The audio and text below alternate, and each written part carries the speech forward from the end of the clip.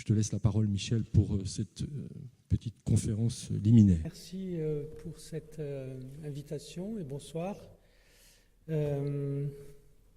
En effet, mon propos tient tout autant d'une réflexion sur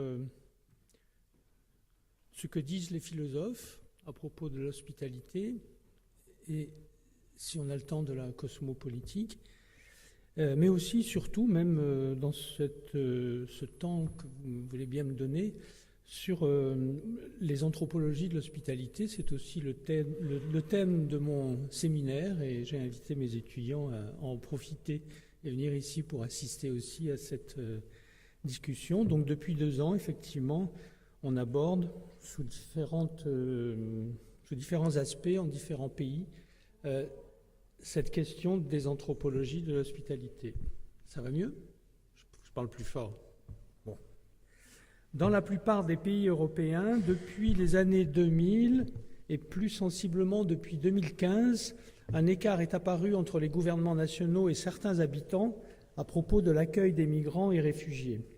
D'un côté, les gouvernements ont voulu se montrer protecteurs de leurs citoyens et ont désigné les migrants comme des menaces pour la sécurité et l'identité des pays, reprenant un modèle symbolique explicité il y a quelques années par la philosophe américaine Wendy Brown, celui de l'État fort et masculin, protégeant la nation fragile et féminine. Les murs, les expulsions, même en anglais ça marchait, la nation était féminine.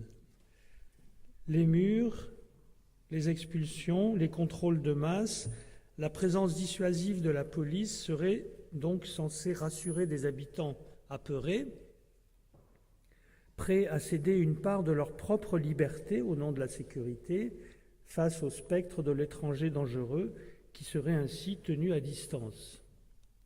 En France, en particulier, le peu d'empressement et le des autorités gouvernementales pour accueillir dignement et pacifiquement les migrants et réfugiés, comme la confusion entretenue à propos d'une arrivée certes importante, mais en rien massive ou catastrophique, de migrants à Paris, Vintimille ou Calais, répondre tout en l'entretenant à une inquiétude populaire contre les migrants étrangers, inquiétude qu'exprimeraient le plus adéquatement les partis d'extrême droite. Conformément à l'attente supposée des habitants, il fallait se montrer le plus possible réticent et méfiant face à l'intrus et donc offrir les abris, la sérénité et la nourriture qui pouvaient matériellement et économiquement être offerts sans difficulté. Et pourtant, cette même attitude a eu pour effet de faire réagir une autre partie de la population de manière inverse.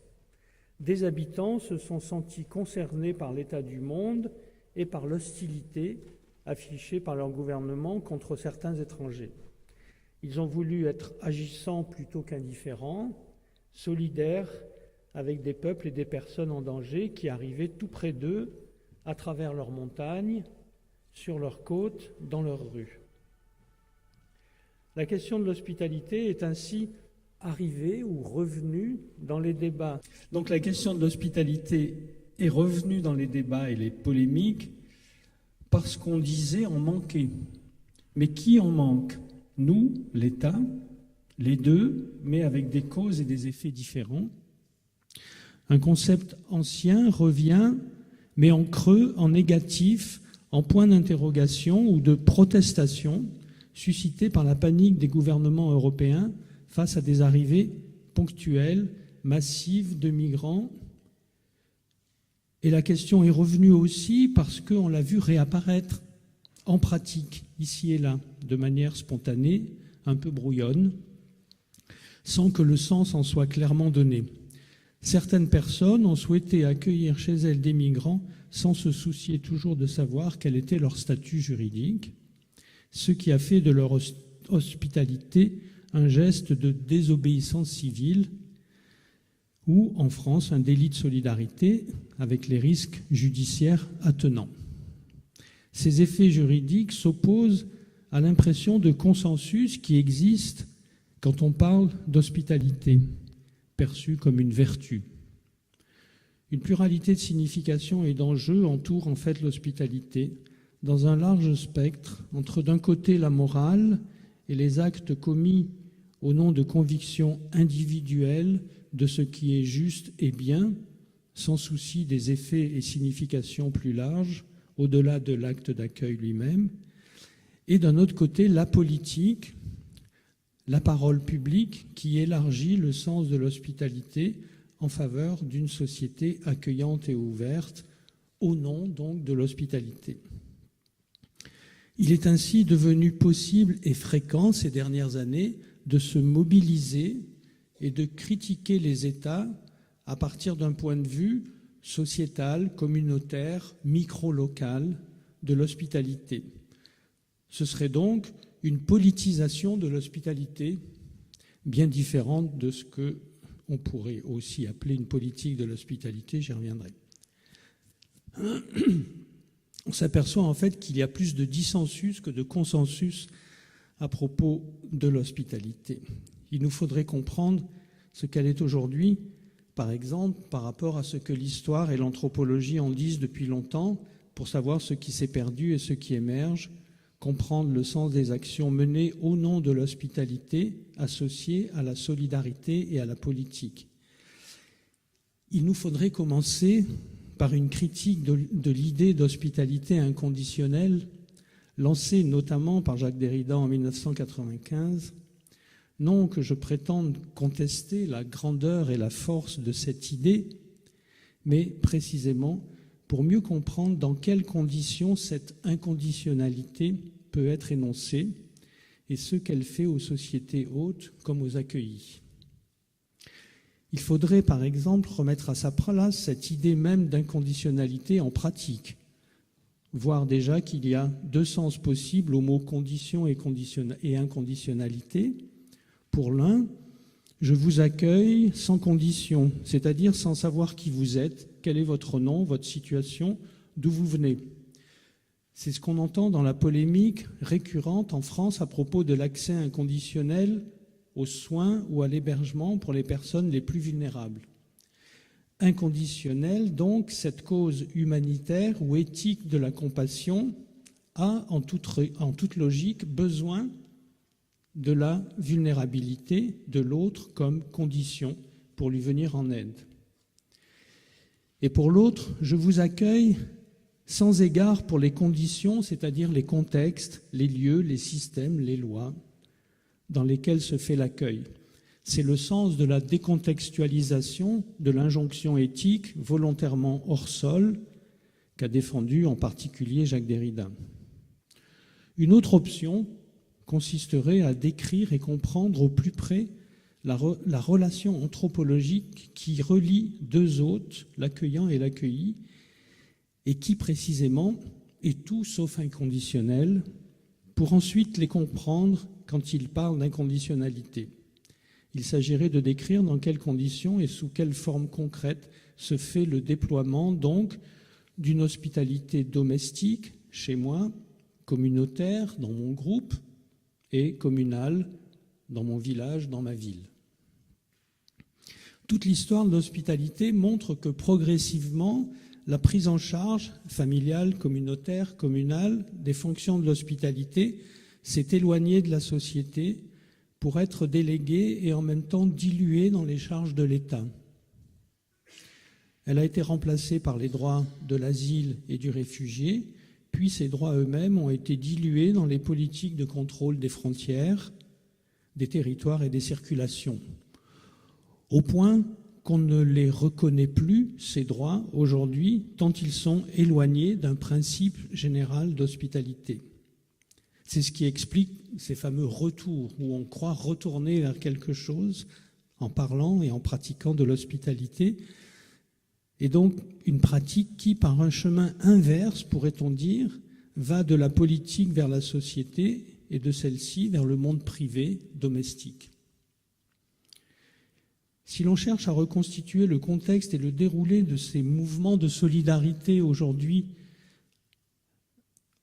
de la société en faveur de l'hospitalité, que voit-on en général ? des courses-poursuites avec la police, des jeux de cache-cache avec des voisins moins accueillants et éventuellement dénonciateurs, des reconversions militantes, religieuses ou politiques en faveur de familles étrangères menacées d'expulsion, des mobilisations naissantes où les affects, l'indignation et la critique politique sont entremêlés, des procès de citoyens français pour aide au séjour d'étrangers en situation irrégulière, la mobilisation des médias, etc. Nous sommes loin des pratiques rituelles, domestiques et ordonnées de l'hospitalité qui jouent pour la tradition anthropologique un rôle essentiel dans la compréhension de l'échange social, voire de la reproduction sociale en général. Les gestes contemporains d'hospitalité sont explicitement volontaristes et assumés comme engagement personnel, accompagnés de justifications relatives à la carence de l'État, à la honte, à l'indignation qu'elle provoque. De multiples rencontres d'un nouveau type sont provoquées par ce mouvement qui traverse les sociétés européennes dans un contexte politique où le nom d'hospitalité vient comme une déclinaison de solidarité. Se trouve ainsi relancée l'hospitalité privée, c'est-à-dire l'hébergement chez soi, en général appuyé dans un cadre associatif qui donne les garanties sociales et juridiques de cet accueil individuel. Celui-ci naît comme un prolongement des gestes de solidarité collective, distribution de nourriture, de vêtements, apprentissage de la langue, etc., dans la rue ou dans les locaux associatifs. Il se détermine d'abord, ce geste d'hospitalité, dans la relation de chacun avec son État-nation et ce qu'il ou elle peut en attendre comme citoyen. Dans l'hospitalité d'aujourd'hui, c'est donc une relation à trois et non pas à deux qui se met en œuvre, les migrants, notre État et nous. Mais elle se poursuit comme une interaction de face à face qui est née dans cette insatisfaction et cette indignation par rapport à ce que devrait faire notre État. Elle se prolonge donc dans une interaction de face à face à laquelle notre système social, et notamment familial, n'est pas ou plus vraiment préparé. L'hospitalité dans ces conditions est une épreuve.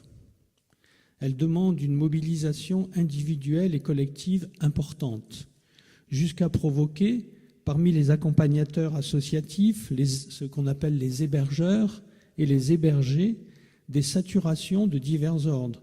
Burn-out des acteurs associatifs, surinvestissement des hébergeurs, fatigue des familles des hébergés. Je m'appuie là, et je vous en dirai quelques mots, sur une recherche collective en cours dans le programme de recherche Babels, sur ces questions de l'accueil, et notamment sur ces questions d'hospitalité.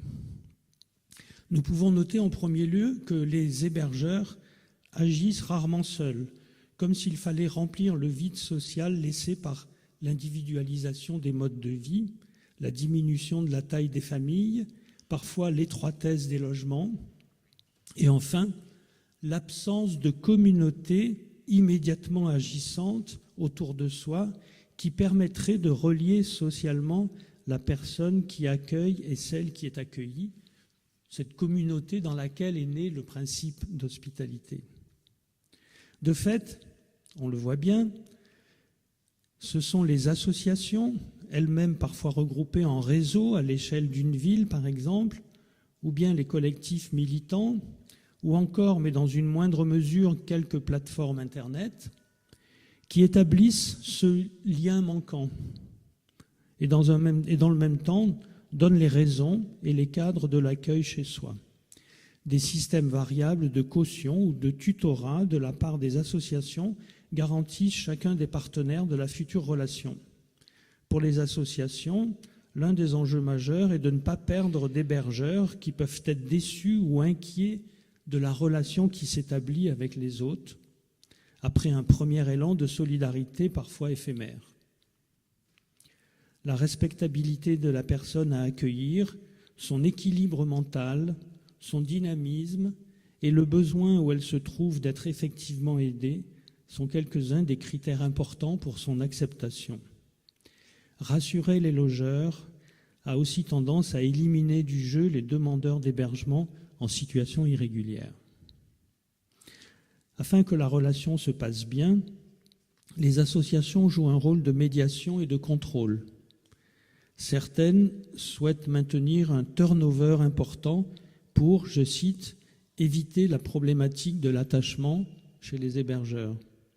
Il faut, je cite encore, « canaliser la générosité parfois étouffante des uns, dire aux autres, je cite, de ne pas poser de questions aux personnes accueillies ». C'est compliqué l'hospitalité. Au fil du temps et de la relation qui s'établit entre le logeur et son hôte, les questions administratives prennent de plus en plus de place. Les uns se prennent parfois à soupçonner que la personne qu'elles hébergent n'est peut-être pas vraiment fondée à demander l'asile, mais souvent, la justification de la présence du migrant en France et la question de sa légitimité, voire de sa légalité, disparaissent au profit de la relation elle-même. Une relation affective s'établit à l'égard de l'hôte accueilli, surtout s'il est considéré mineur, auquel cas l'hébergeur voudra le protéger et l'éduquer, ne doutant pas ou plus qu'il s'agit bien d'un mineur. L'épreuve est aussi pour les hébergés, quelque peu surpris eux-mêmes par cette intrusion qui leur est proposée dans la vie de leurs hôtes et hôtesses et de l'investissement personnel que ces derniers y mettent. Si l'hébergement leur permet de sortir de la précarité, de la rue et des campements, ils craignent et se lassent parfois des injonctions à se raconter. Ils sont parfois fatigués des familles, c'est-à-dire de devoir changer sans cesse d'hôte, recréer de la relation, se présenter, se raconter, etc. Dans une de ces associations, un tuteur de l'organisation est responsable du suivi de la personne accueillie qui va de famille en famille. Dans d'autres contextes, de petites villes ou de villages, le suivi individuel du migrant, mineur ou adulte, au-delà de la seule question de son hébergement, prend parfois la forme d'un parrainage. Un ou une habitante est faite parrain ou marraine du migrant sous le tutorat d'un membre du conseil municipal. Il y a donc un support associatif, juridique, social, moral, qui est donné à des personnes ayant manifesté le désir d'en accueillir d'autres chez elles, en faisant une pièce réservée pour un ou une étrangère. Ces brèves remarques, considérations sur l'hospitalité dans les contextes contemporains, très partiels, ne visent qu'à poser quelques jalons, quelques questions. Ainsi, en Europe, avec les élans de solidarité des habitants à l'égard des migrants et réfugiés en situation précaire, on peut constater autant diverses formes de retour, comme je l'ai dit, d'hospitalité un peu partout, et tout autant ces limitations, un fort turnover difficile à gérer, des cadres relationnels où se superposent et même se tassent en un même lieu et une seule interaction les dimensions politiques, sociologiques et intimes de l'hospitalité. À la saturation s'ajoute la disproportion. Chaque hébergement solidaire est une goutte d'eau dans l'océan de la précarité globale des migrations et la pratique de l'hospitalité privée s'avère souvent ambiguë, difficile et problématique pour les accueillants comme pour les accueillis. On atteint vite les limites de taille et d'efficacité sociale de la sphère privée, plus généralement les limites de l'échelle locale. Autrement dit, si l'hospitalité privée a changé, c'est d'abord parce que le monde privé a changé et que le geste d'hospitalité est passé de l'évidence sociale confondue avec les formes de la socialité en général à une attitude volontariste, individuelle, déterminée par un engagement et un investissement émotionnel, éthique et politique. Reste à considérer les effets de cette exceptionnelle mobilisation qui représente une des causes publiques les plus importantes ces dernières années dans les sociétés européennes. Des effets sont saisissables par les causes, si l'on peut dire, c'est-à-dire l'effet de ces mobilisations sur le nous des hôtes qui accueillent, comme une forme d'engagement allant vers la politique, mais se concevant à partir de l'hospitalité au sens général. Quelles sont ces causes des migrants qui, aujourd'hui, conduisent des citoyens européens vers une forme d'engagement pour l'hospitalité qui devient l'expression d'un désaccord sur la façon dont l'État traite les étrangers? Il m'a semblé, et je vais le dire de manière très rapide, qu'on pouvait identifier 4 causes principales. On peut aider les migrants au nom de leur souffrance. Mais la compassion suppose que l'autre sur lequel on s'attriste soit effectivement souffrant, c'est-à-dire diminué, ou pire, mort.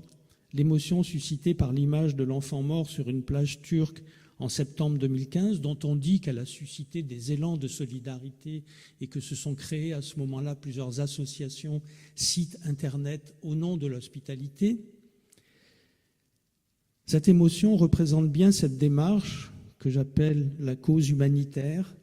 On ne doit cependant pas la surinterpréter, pas oublier le contexte politique, par exemple, de ce moment-là, avec les semaines précédentes, la montée en puissance de la demande d'une ouverture des frontières que la chancelière allemande a finalement décidé une semaine avant la photo du petit Thaïlande. Autrement dit, l'émotion humanitaire n'est pas une valeur absolue, elle arrive dans un contexte politique. On peut également venir en aide, accueillir chez soi des migrants au nom de la ressemblance. C'est la cause littéralement et non idéologiquement identitaire. L'identification est en effet une des manières fréquentes d'être concerné. Bien souvent, les manifestants en soutien aux migrants ont déclaré, et on l'a beaucoup entendu, et on le dit nous-mêmes les uns et les autres, je suis moi-même fils ou fille ou petit-fils ou petite-fille de migrants ou de réfugiés. La cause dans ce cas, c'est soigner l'autre parce qu'il incarne l'autre moi qui est en moi, au risque un peu narcissique d'être déçu parce que cet autre-là, bien réel, est un sujet qui ne se réduit pas à mon identification. Cette solidarité peut aussi se manifester au nom de la différence. C'est la cause exotique. Elle consiste à considérer que les migrants sont tout ce que nous ne sommes pas, qu'ils sont un autre, que nous aimons parce qu'il est différent, et parce que nous avons besoin de cette différence-là. Le risque, c'est d'essentialiser les différences et d'enfermer les migrants dans cette différence alors qu'eux sont ou veulent être modernes, connectés, mobiles, etc. Enfin, lorsque nous voyons des héros et des aventuriers chez les migrants, comme c'est souvent le cas, quand nous voulons nous rapprocher de leur singularité, l'éloge de cette singularité, qui représente une 4e cause, risque de nous faire omettre les raisons collectives, politiques, sociales ou climatiques qui expliquent ces mobilités contemporaines, l'état du monde en fait. Les migrants, eux, ont soin de le rappeler dès qu'on échange avec eux. Il y a des responsabilités politiques à leur situation, dans les pays de départ, de transit ou d'accueil. Il y a des voix politiques exilées qu'on n'entend pas vraiment aujourd'hui et qui pourtant émettent bien des sons. Mon intention n'est évidemment pas de juger et encore moins de valider ou invalider ces différentes causes qui mènent à l'engagement et au désir de recevoir chez soi et d'être hospitalier à l'égard des migrants. Mon intention est de dire qu'aucune n'est pure et parfaite, absolue, sacrée ou indiscutable, et qu'il faut sans doute encore chercher autre chose. Un regard critique sur ces causes cherche à les relativiser, à les faire douter d'elles-mêmes et de leur certitude. Et cette critique ne se porte pas sur les personnes, car personne n'est assigné à une seule de ces causes, ni figé dans son premier élan, sa première position. Précisément parce que ces expériences, dans la diversité de leur raison d'être, de leur motivation, des sentiments, des croyances ou des convictions qui animent les hôtes les habitants amicaux ou les citoyens solidaires, pour reprendre quelques-uns des termes qui sont utilisés et qui sont bien différents. Ça n'est pas la même chose d'être hôte, d'être citoyen solidaire ou d'être habitant amical. Ces expériences transforment les personnes dans leur rapport à leur État, comme aux étrangers. Et ce rapport à l'État-nation et à l'étranger, ce sont deux termes de questions majeures pour comprendre le monde aujourd'hui. Disons qu'il y a encore quelque chose à comprendre à propos de l'hospitalité et de son rapport à la politique aujourd'hui. Je ne voudrais pas terminer sur des notes négatives et ne décourager personne, bien évidemment, bien au contraire, mais continuer à réfléchir, et notamment en me posant aussi la question des effets sur les personnes qui sont accueillies. Quels effets donc a cette hospitalité sur celles et ceux qui en bénéficient? Pour répondre, et je l'ai déjà dit en partie en évoquant le point de vue des hébergés de cette enquête, qui savent très bien qu'ils sont accueillis, qui sont ainsi sortis de la rue. Mais pour répondre d'une manière plus synthétique, je voudrais évoquer une rencontre qui a eu lieu il y a quelques semaines, le 5 mars 2018, à l'Université Paris 8, alors que des migrants, demandeurs d'asile ou en situation irrégulière et sans hébergement occupaient une partie des locaux universitaires depuis plusieurs semaines, avec l'appui logistique et politique d'étudiants et de quelques enseignants de l'université, qui leur avait permis de rester et de s'établir et de dormir sur les lieux. 2 de ces enseignants avaient organisé ce jour-là une soirée de réflexion et de soutien. Je cite, « Pour l'asile, une autre politique d'immigration est possible ». Dans un amphithéâtre bondé d'étudiants, d'enseignants, de soutien solidaire, il y avait beaucoup d'étudiants, beaucoup d'enseignants de l'université et d'ailleurs, ainsi que des exilés parmi ceux qui occupaient une partie de l'université. À partir de 18h30, diverses associations de soutien s'exprimèrent, des professeurs et des chercheurs parlèrent, puis vers 21h30, certains ont commencé à dire « il y a des occupants de l'université qui voudraient prendre la parole ». Et ainsi, tout en distribuant un tract, c'est-à-dire en faisant de la politique, ils prirent la parole. Le premier qui a parlé était un demandeur d'asile plusieurs fois débouté déjà, éthiopien, visiblement un militant politique aguerri ayant de sérieux problèmes dans son pays et continuant à demander l'asile en France. Il a commencé son discours par ces mots que j'ai notés très précisément. « Nous vous remercions, vous nous avez considérés comme vos enfants en nous donnant un abri dans votre université, mais nous ne sommes pas encore satisfaits. » La suite de son discours concernait la situation en Éthiopie, les collusions des gouvernements européens avec les gouvernements africains, etc. Mais il y avait dans la formule initiale de son discours à peu près tous les termes du débat et du différent inhérent à l'hospitalité que j'ai voulu ébaucher ici. Nous vous remercions, parce qu'il faut dire merci dans l'hospitalité. C'est un des codes de la relation d'hospitalité. Vous nous avez considérés comme vos enfants, parce que l'hospitalité est une relation asymétrique et que l'hôte accueilli est, dans le langage des Haoussa, sur lesquels j'ai mené des recherches et que j'ai déjà évoquées ailleurs, je n'ai pas le temps d'y revenir ici, l'hôte est appelé Yaro. Yaro, c'est l'enfant, quel que soit son âge, bien évidemment. Celui qui donne l'hospitalité, dit à son hôte, « Tu es mon enfant, tu es mon Yaro, tu fais ce que tu veux, tu pars, tu restes, tu sors, tu reviens, tu travailles ou non. Tu fais ce que tu veux, je prends soin de toi chez moi. Mais évidemment, tu es mon enfant, ou réciproquement, tu m'as considéré comme ton enfant, désigne une relation de dépendance. » Vous nous avez considérés comme vos enfants en nous donnant un abri. Abri, c'est-à-dire le shelter, le petit bout d'espace qui nous permet d'avoir le minimum vital.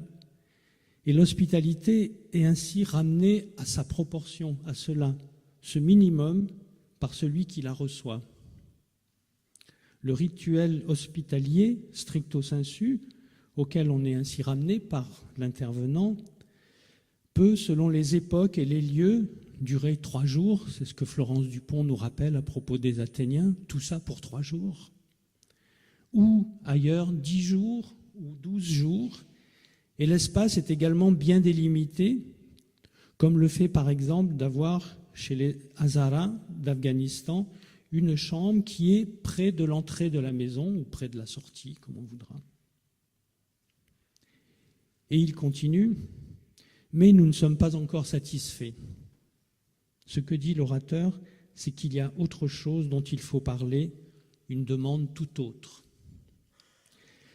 Est-ce qu'il faut abandonner le mot même d'hospitalité et garder tout simplement, comme le maire de Grande-Synthe, cette famille qui s'est rendue aussi célèbre que celle de Calais, mais avec une politique inverse, dire simplement, comme le fait le maire de Grande-Synthe, l'adage qu'il répète toujours et en toutes circonstances, sur le territoire de ma commune, personne ne doit mourir de faim et de froid.